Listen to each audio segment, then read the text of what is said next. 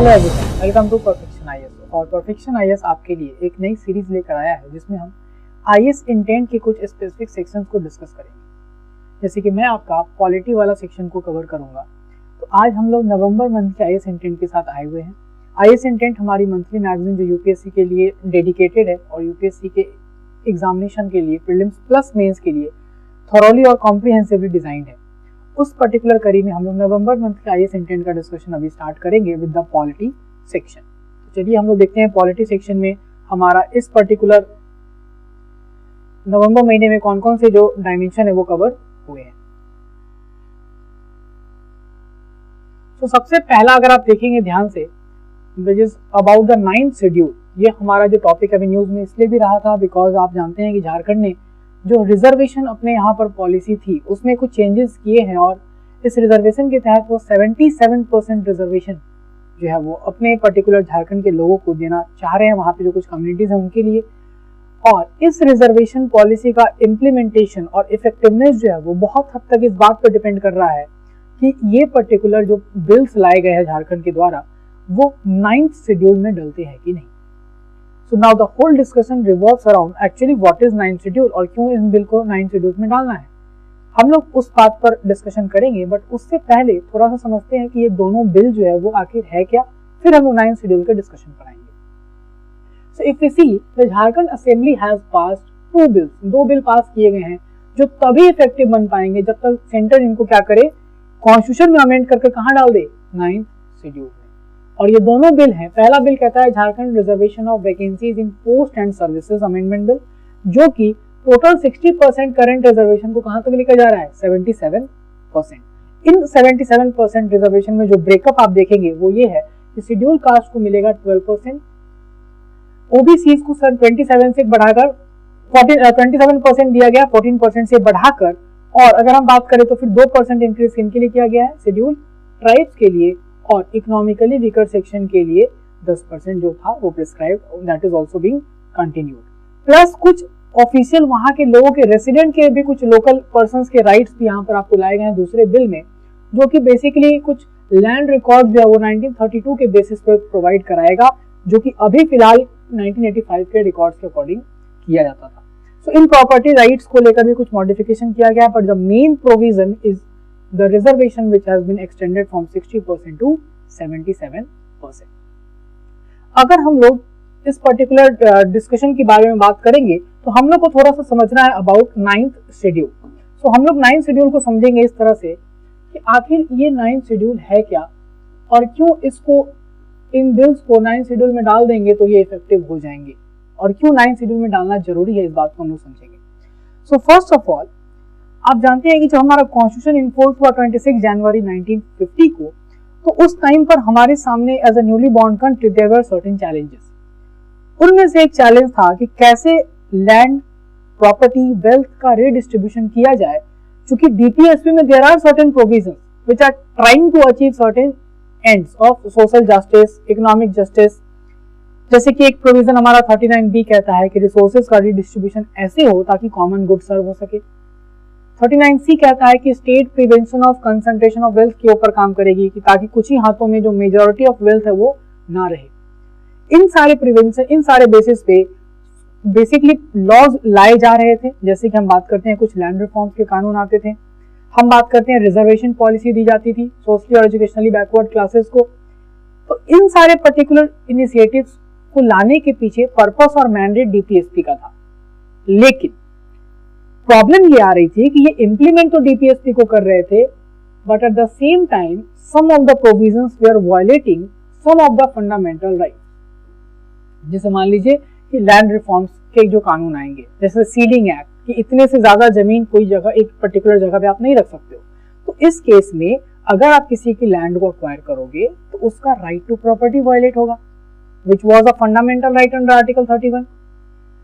और लोग supreme court चले जा रहे थे, तो एक टसल आया कि क्या डीपीएसपी और फंडामेंटल राइट्स के बेसिस पे अगर सुप्रीम कोर्ट को बचाना है तो किसको बचाएगा। और तो सुप्रीम कोर्ट का चंपकम दोराईराजन केस में एक फैसला आया जो कि ऑब्वियस बताया गया कि चूंकि डीपीएसपी नॉन जस्टिसिएबल है और फंडामेंटल राइट जस्टिसिएबल के साथ साथ गारंटीड है सुप्रीम कोर्ट के द्वारा, तो fundamental rights will be protected.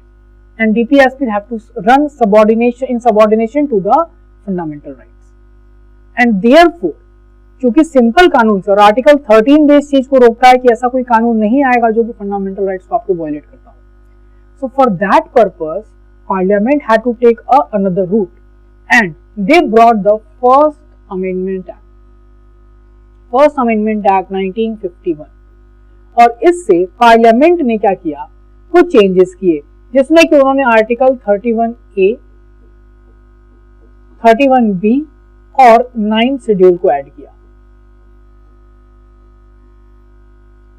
So article 31A talks about कि there will be certain laws जो कि कुछ पर्टिकुलर चीजों को अगर इंप्लीमेंट करने के लिए लाए जाएंगे तो वो कोर्ट में चैलेंज नहीं किए जाएंगे कि they are violating article 14, 19 and 31.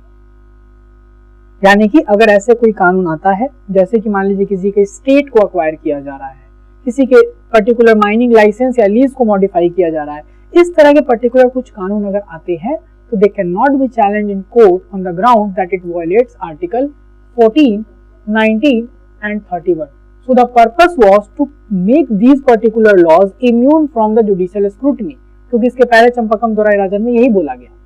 Similarly, 31B and 9 schedule provided, 31B में ये लिखा गया कि अगर कोई कानून इनैक्ट करने के बाद 9 शेड्यूल में डाल दिया जाए, if any law is being placed under 9 schedule, then it will be immune from judicial review. इसका जुडिशियल रिव्यू नहीं हो सकता और ये कोर्ट में चैलेंज नहीं हो सकता on the grounds of violation of any of the fundamental rights. तो लैंड रिफॉर्म्स करने के लिए जो एक्ट थे उनको जुडिशियल स्क्रूटनी से बचाने के पर्पज से ये तीनों चीज ऐड किए गए.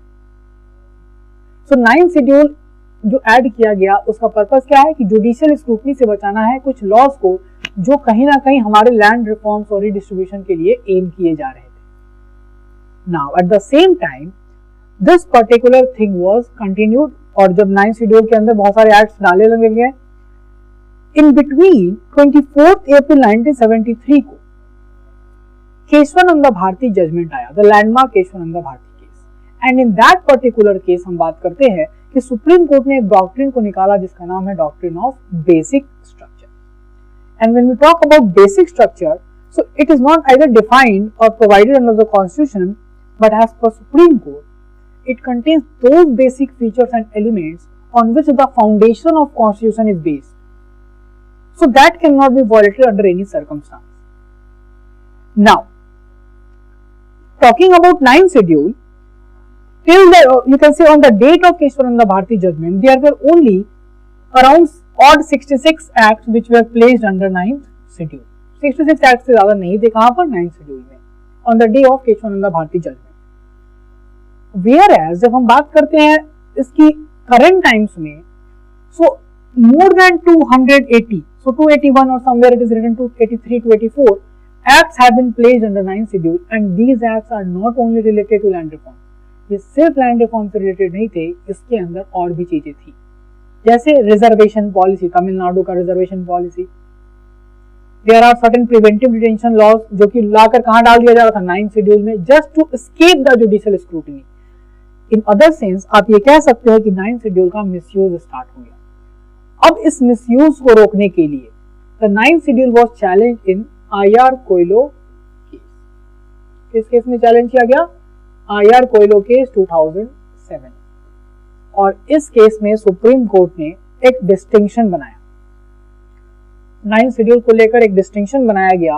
और उस डिस्टिंक्शन की अगर बात करेंगे तो सुप्रीम कोर्ट के अकॉर्डिंग 24 अप्रैल 1973 जिस दिन केशवानंद भारती जजमेंट आया और जिस दिन बेसिक स्ट्रक्चर डॉक्ट्रिन आया, इस डेट के बाद, that means after this date और ऑन और आफ्टर इस डेट को या फिर इस डेट से बाद अगर कोई कानून 9th शेड्यूल में डाला जाएगा, then it is not completely immune from judicial review. ये क्या रहेगा?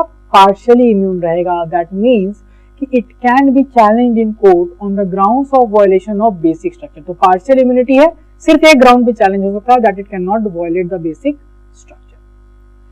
और इस डेट के पहले जितने कानून इसके अंदर थे, कोर्ट आस्क्ड देम टू आप खुद ही इसके अंदर मॉडिफिकेशन कर लो ताकि ये बेसिक स्ट्रक्चर वायलेट नहीं करे, because we are applying doctrine of prospective overruling. So prospective overruling supreme court का डॉक्ट्रिन ये कहता है कि जिस दिन जो फैसला या जो डॉक्ट्रिन लाया गया है वो उस दिन और उसके आगे ही अप्लाई होगा, उसके पीछे नहीं होगा। इसलिए 9th शेड्यूल के अंदर इस डेट और इसके बाद के डेट को जो भी कानून डाले गए, they are only partially immune and they can be challenged on the grounds of violation of basic structure। तो यही अब क्वेश्चन हमारा सामने आता है with respect to the particular two bills कि अगर ये 9th शेड्यूल में जाएगा तो डेफिनेटली जुडिशियल स्क्रूटनी से बच जाएगा, but only partially. And if Supreme Court agrees और you can say when it is challenge, it says that 50% reservation bracket. Suppose अभी EWS वाले फैसले में उन्होंने ये बात मानने से मना कर दिया है कि 50% rule is a part of basic structure, but suppose if it is said या it is upheld that 50% bracket will be a part of basic structure in some judgment, then even these two laws, or you can say even this law, it will not be immune from the judicial scrutiny, और इस law को भी 9th schedule में रहने के बावजूद भी challenge किया जा सकता है। But for the current time being, if Parliament places these two bills under 9th schedule, then it will be immune from judicial review। और यही पूरा डिटेल में आपको इस एडिटोरियल में समझाया गया है। अगर आप ध्यान से देखेंगे कि what was the need to include 9th schedule, तो आप जानते हैं जो मैंने आपको अभी नीड बताया, that is was to achieve certain dimension और you can say aspirations which was provided in DPSP। एक नेली बॉर्न कंट्री के लिए, एक वेलफेयर स्टेट के नाते there are certain functions and duties of state, और उन चीजों को अचीव करने के लिए हम लोग को 9th शेड्यूल जैसा चीज लाने की जरूरत थी। ओरिजिन हमने देखा फर्स्ट अमेंडमेंट एक्ट। ऑब्जेक्टिव तो आप जानते हैं किन कुछ लॉज को बचाने के लिए जो कि वायलेशन के ग्राउंड पे चैलेंज ना हो सके, कहां पर, कोर्ट के अंदर। एंड करंट स्टेटस की बात करें तो इसके अंदर अभी 284 के आसपास कानून है, और जो कानून की हम बात करते हैं विच आर इम्यून, बट कौन से इम्यून है, सिर्फ कंप्लीटली जो केशवानंद भारती जजमेंट के पहले डाले गए हैं। अभी वाले अभी पार्शियली इम्यून है, हम लोग समझेंगे इसके बारे में। So these are the provision 31A में जो मैंने आपको बोला कि 5 कैटेगरी ऑफ लॉज अगर बनता है तो वो किसी कोर्ट में चैलेंज नहीं होगा on the violation of article 14, 19 and 31।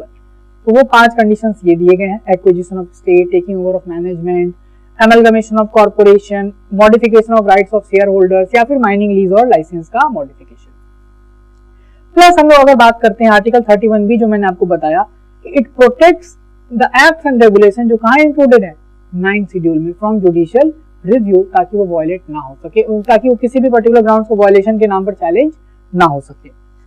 और इसी के तहत 9th शेड्यूल के बारे में हम बात कर रहे हैं। And in this IR Coelho case, supreme court ruled that laws placed under 9th schedule can be challenged on the ground of violating the basic structure of the constitution, but laws placed under 9th schedule after 24th April are only can be challenged, not all laws which are placed before 24th April 1973। तो ये चीज आपको यहाँ पर ध्यान रखना था।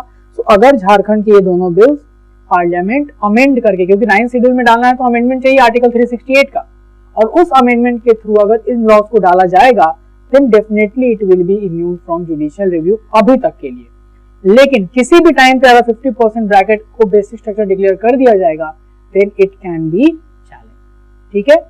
Now the second article talks about the EWS reservation।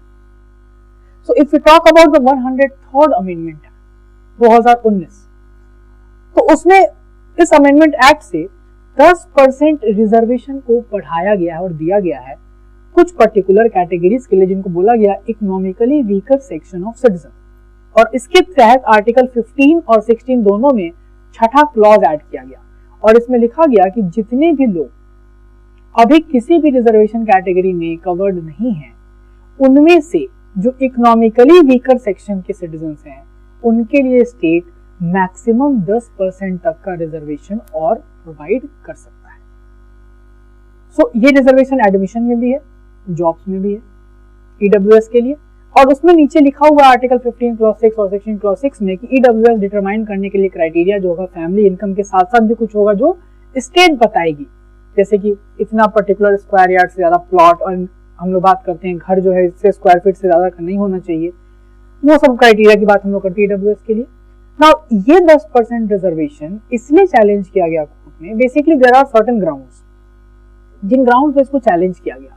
सबसे पहले ग्राउंड की अगर हम लोग बात करेंगे तो हमारा पहला ग्राउंड कहता है कि जो इंदिरा साहनी केस यानी मंडल केस में सुप्रीम कोर्ट का फैसला आया था। मंडल केस या इंदिरा साहनी केस, उस केस में सुप्रीम कोर्ट के फैसले में क्या बोला गया था कि जो maximum reservation rate can not exceed 50%, कि overall reservation can not you can से एक्सीड व्हाट 50%, टोटल 50% से ज्यादा नहीं होना चाहिए। दूसरा कि जब मोरारजी देसाई गवर्नमेंट ने रिजर्वेशन पॉलिसी में 2 चेंजेस किए थे, जब ओबीसी के अंदर पुअर सेक्शन को आइडेंटिफाई कराया गया था जैसे कि यानी कि क्रीमी लेयर, और दूसरा कि जो हायर कास्ट के पुअर लोग थे यानी गरीब लोग थे उनके लिए 10% रिजर्वेशन जब दिया गया था, तो मंडल केस में सुप्रीम कोर्ट ने बोला था कि no, economic criteria constitution allow नहीं करता है, so therefore reservation can not be granted on the basis of economic criteria. तो जब ईडब्ल्यूएस में 10% रिजर्वेशन ईडब्ल्यूएस को दिया गया तो ये कोर्ट में चैलेंज किया गया कि पहला तो ये इकोनॉमिक क्राइटेरिया पे दिया जा रहा है, दैट इज नॉट अलाउड, दूसरा 50% रूल का वायलेशन हो रहा है, और तीसरा कि आपने इकोनॉमिकली वीकर सेक्शन यानी इकोनॉमी को ग्राउंड जब माना तो आपने जो बाकी हमारे कैटेगराइजेशन ऑलरेडी थी, SC, ST, socially and educationally backward classes, और हम बात करते हैं ओबीसी, जो अलग से हमारे जो भी क्राइटेरियाज हैं, इनको आपने फिर इसमें इकोनॉमिक क्राइटेरिया को क्यों नहीं ऐड करा, इनको ईडब्ल्यूएस के सेक्शन में क्यों नहीं रखा गया, क्यों आपने कहा कि जो ऑलरेडी कवर्ड नहीं है बस वही। सो इन पर्टिकुलर चीजों को चैलेंज किया गया सुप्रीम कोर्ट में। नाउ द 5 जज बेंच, क्योंकि कॉन्स्टिट्यूशनल मैटर है तो ऑब्वियसली 5 जज बैठेंगे कम से कम, तो 5 जज बेंच पे जो फैसला आया है वो 3:2 पे आया है, और 3 लोगों के अकॉर्डिंग ये तीनों क्वेश्चन का आंसर जस्टिफाइड है। 50% रूल जो है वो बेसिक स्ट्रक्चर नहीं कहा जा सकता। दूसरा, सुप्रीम कोर्ट के जो मेजॉरिटी जजमेंट है उनके अकॉर्डिंग आर्टिकल 46 में एक वर्ड यूज किया गया है, educational and economic interest. So there are certain grounds कि आप इकोनॉमी को भी क्राइटेरिया बना सकते हो, because educational as well as economic interest के बेसिस पे स्टेट वीकर सेक्शन के जो है लोगों के लिए कुछ प्रोविजंस ला सकते हैं, so that is also justified. और तीसरा कि जो ऑलरेडी हमारे कवर्ड रिजर्व कैटेगरीज के थ्रू हैं, they do not need additional support from EWS because reservation is something just to uplift someone। यहां पर हम लोग को ये समझना है कि रिजर्वेशन पॉलिसी का एम क्या है। The aim of reservation policy is to take people out from the backwardness, but the reverse migration tendency you can say, जो कि लोगों के अंदर है कि हम वापस से backward कहलाएं, that will somewhere dilute the aim or objective of reservation policy। So court के मेजॉरिटी जजमेंट पे कह दिया कि तीनों अलाउड है and it is not violation of basic structure और एनीथिंग, सो इसको अपहेल्ड कर दिया गया है। लेकिन जो माइनॉरिटी जजेस हैं उनका जो आर्गुमेंट है वो ये कहता है कि 50% से ज्यादा अगर रूल आप ला रहे हो तो मंडल केस को ओवरटूल किया आपने, और दूसरा कि ये एफिशिएंसी को भी कॉम्प्रोमाइज कर सकता है। ठीक है, बेसिक स्ट्रक्चर नहीं है बट एफिशिएंसी का क्या। दूसरा इनका आर्गुमेंट है कि यहाँ पर जो आप बात कर रहे हो इकोनॉमिक क्राइटेरिया, इसका तो कोई बेसिस है ही नहीं, और अगर देते भी हैं तो फिर इसमें जो बाकी हमारे जो कैटेगरीज थे ये वाले, इनको एक्सक्लूड करना, it is something which is violative of article 14 and equality. So ये उनका डायमेंशन। जब आप ये पूरा आर्टिकल पढ़ेंगे, सो अ मेजॉरिटी ऑफ 5 जज bench of the Supreme court has upheld the validity of 103rd amendment है, जिसने 10% रिजर्वेशन दिया किनको, ईडब्ल्यूएस को। और आप जानते हैं रिजर्वेशन पॉलिसी हमारा जो है वो फंडामेंटल राइट के रूप में आपने ये इनेबलिंग प्रोविजन है जो स्टेट देती है आपको, और इनका बैकिंग आपको मिलता है आर्टिकल 15 और आर्टिकल 16 से। जब हम 15 की बात करते हैं तो reservation in admission, and when you talk about 16 it provides reservation in jobs. इसी में दोनों में क्लॉजेस ऐड किए गए फॉर द ईडब्ल्यूएस सेक्शन। और हम लोग जब बैकवर्ड क्लासेस की बात करते हैं तो इसका आइडेंटिफिकेशन मंडल कमीशन से हुआ है। मंडल कमीशन ने आइडेंटिफाई किया कि total 3743 caste are socially and educationally backward, और उनके लिए उन्होंने रिकमेंड किया था कि 27% रिजर्वेशन उनको देना चाहिए। फिलहाल एससी एसटी के लिए रिजर्वेशन प्रमोशन में भी दिया जा रहा है। सुप्रीम कोर्ट ने मंडल केस में भले मना कर दिया था, but the 77th amendment act से इसको अलाउ किया गया। और नागराज केस और जर्नैल सिंह केस की जब आप बात करते हैं तो इन दोनों केसेस में आप देखेंगे किस चीज को, कि सुप्रीम कोर्ट ने फिर अलाउ कर दिया कि हाँ ठीक है, आप क्या कर सकते हो, प्रमोशन में रिजर्वेशन दे सकते हो। जर्नैल सिंह केस में भी कहा, और डेटा कलेक्ट करने की जरूरत नहीं है। But supreme court said that कि क्रीमी लेयर का कॉन्सेप्ट आप जरूर अप्लाई करने की कोशिश कीजिए, किसमें, इवन एससीज एंड एसटीज में। ठीक है, ये तो हमारा रिजर्वेशन पॉलिसी हुआ। लेकिन जब हम बात करते हैं इस पर्टिकुलर ईडब्ल्यूएस जजमेंट की, तो सुप्रीम कोर्ट के अकॉर्डिंग जो आप यहाँ पर पढ़ेंगे कि जो चैलेंज था वो क्या क्या था। So it violets basic structure, दूसरा अपलिफ्टमेंट, डिस्क्रिमिनेटरी और ब्रीचेस कोटा सीलिंग 50% का वायलेशन। सोशल अपलिफ्टमेंट के लिए हम लोग बात करते हैं, लेकिन यहाँ पर आप किस चीज को क्राइटेरिया में यहाँ पर लेकर चल रहे हैं, इकोनॉमिक अपलिफ्टमेंट की बात कर रहे हैं, that is not allowed. Plus discriminatory कि आपने जब ये क्राइटेरिया लाया भी तो आप क्यों SC ST OBC को इससे अलग कर दिए। ठीक है, ये ग्राउंड से जिनके ग्राउंड पे ये चैलेंज हुआ। नाउ इन जजमेंट की अगर बात करेंगे तो फेवर में जो 3 लोगों ने जजमेंट दिया, उन्होंने कहा कि ये न्यू रिजर्वेशन जो है वो प्रीएम्बल का जो गोल है that is justice social economic and political, उसके फर्दरेंस में है। प्लस आर्टिकल 46 बात करता है कि 46 में किसका इंटरेस्ट, एजुकेशनल और इकोनॉमिक इंटरेस्ट किसका, SC ST and other weaker section. तो अदर वीकर सेक्शन में आप इकोनॉमिकली वीकर सेक्शन लाओगे ना, तो ये जस्टिफाइड है।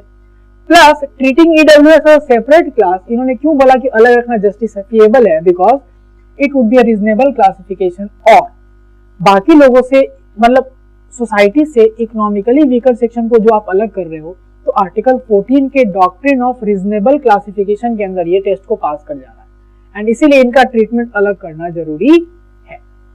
एंड देन सिंपल यहाँ पर हम लोग बात समझते हैं कि 50% कोटा जो है वो बेसिक स्ट्रक्चर नहीं बोला गया है, तो it can not be considered to be violative of basic structure also.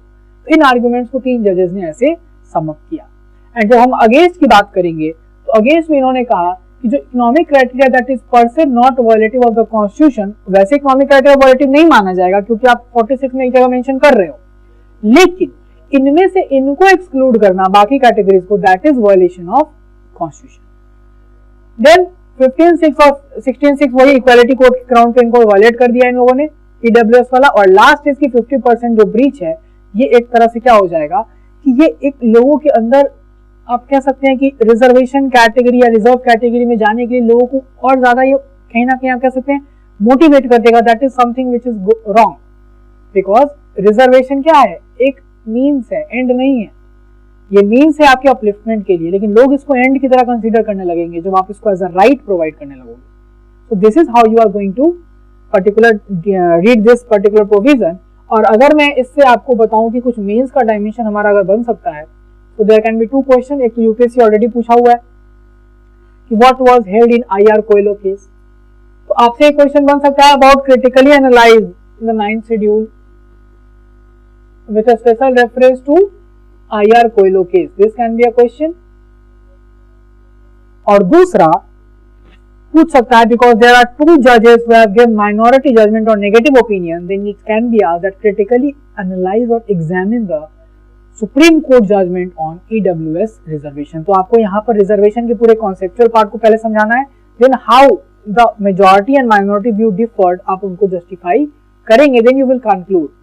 Because चूंकि सुप्रीम कोर्ट ने मेजॉरिटी में इसको अपहेल्ड किया, तो आप भी उसी एंड पे कंक्लूड करेंगे और बोलेंगे कि हाँ डेफिनेटली ईडब्ल्यूएस रिजर्वेशन जो है वो देना अनकॉन्स्टिट्यूशनल नहीं माना जाएगा, because article 46 and the goals of preamble are there in support और बैकिंग ऑफ दीज गोल्स।